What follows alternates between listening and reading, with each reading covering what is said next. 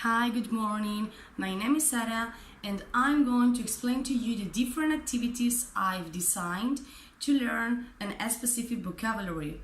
In that case, we will work different concepts related to education. So, we've divided vocabulary into two main groups. The first one is related to classroom and to class, so we will find words like homework, textbook, student or teacher between others. And on the other hand, we will find vocabulary related to the methodology, so we will find words like trial and error, forfeit content or memorization between others.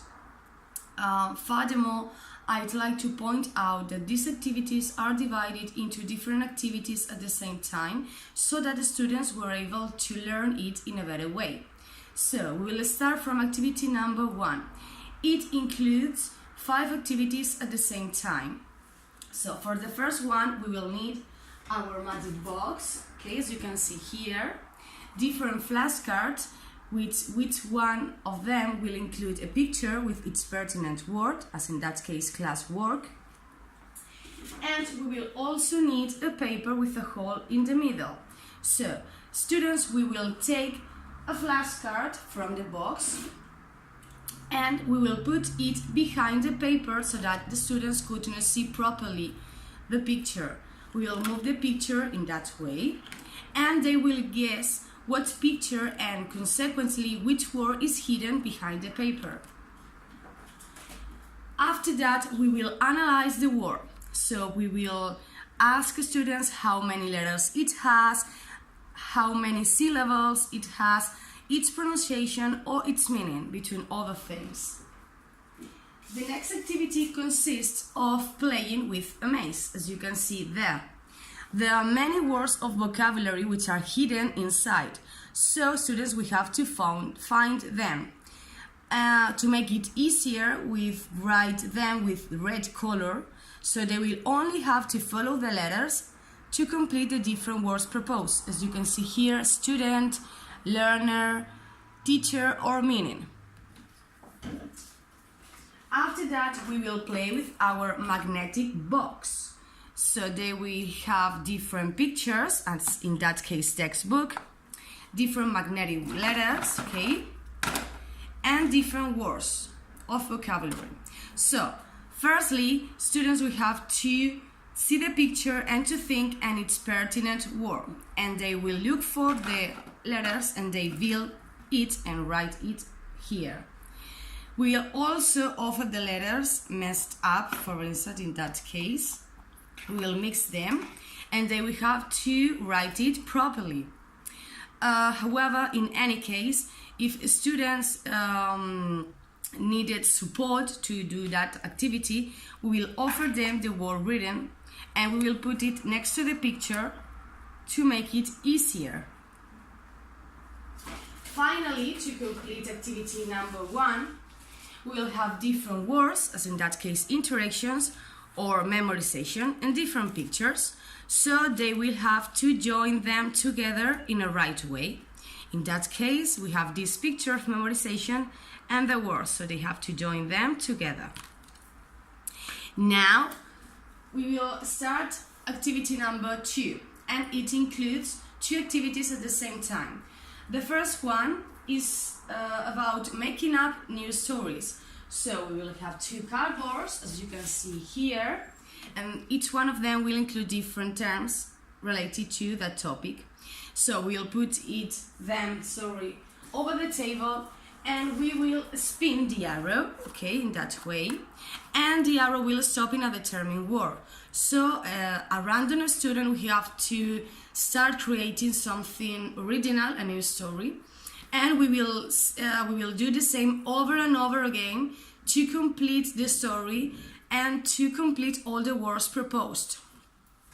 And finally, we will play with a quiz to review all the vocabulary we've been learning. So we will use a dice with different numbers and different questions related to descriptions, pictures, pronunciation, and so on.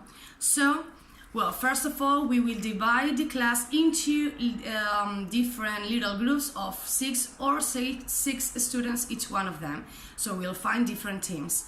And a student of each team will throw the dice, okay, and we will get a number. So we will read question number 2, as in that case.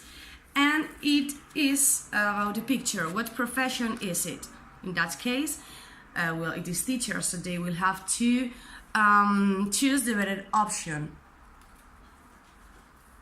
Well, once we've described the different activities and moving on to the next point, I'm going to discuss different issues related to them. And I will start talking about the purpose. The main aim is that activities that students were able to learn vocabulary in a completely different way. So that means that they were not only capable of learning it theoretical, but also through fun and games.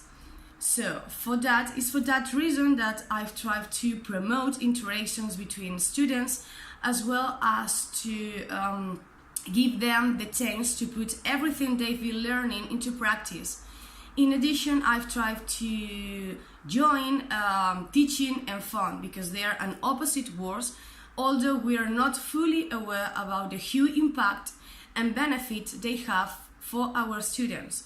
So we need to get rid of any kind of a stereotype and to promote this kind of methodology. About the structure, and as I said earlier, I've divided my activities into different activities in order to students could learn it in a better way. I've done this because they have to learn, they need more time to assimilate and accommodate all the information they are getting in a determined moment, to process everything they have been learning, to establish connections between what they are learning and what they have learned before. So they need more time to assimilate all the information and to learn. In addition, I've divided my activities into 3 parts. First of all, I've tried to promote oral expression. Secondly, to associate the picture with the word, because when you think in a picture, the word comes to your mind. And finally, I've given the word reading. So for that, I've tried to use an active and an interactive methodology, because I do think that's the way to grow up professionally in that field. For that reason, I do think my materials are innovative. I've used recycled materials and I make the best of them, of course. I've tried to do something original, because all of us know that everything is invented nowadays. So to think in different things to make students have a fun moment, to learn something original, it is not an easy way. So I do think my materials could improve their knowledge, to increase them, to make them more motivated to the task, and so on. So for that reason, I think they are innovative. In spite of that, I do think the biggest difficulty I found in the design of activities is to adapt these materials and these activities to the contents they are learning in primary, because these activities are addressed to the second cycle of primary. So I've had to look for different materials, different activities. I've had to visit different websites, talk with different teachers. It has been a little difficult for me. About the assessment, I will assess these activities through direct observation, because it is the best way of teaching. You are next to the student and you are able to analyze and to realize what are their needs, their characteristics, their motivations, and all of these kind of things. So it is the best way to see what they are doing, to give them support and so on. So that's the best methodology. So for those things, I finish my description and I hope it liked you. Thank you very much.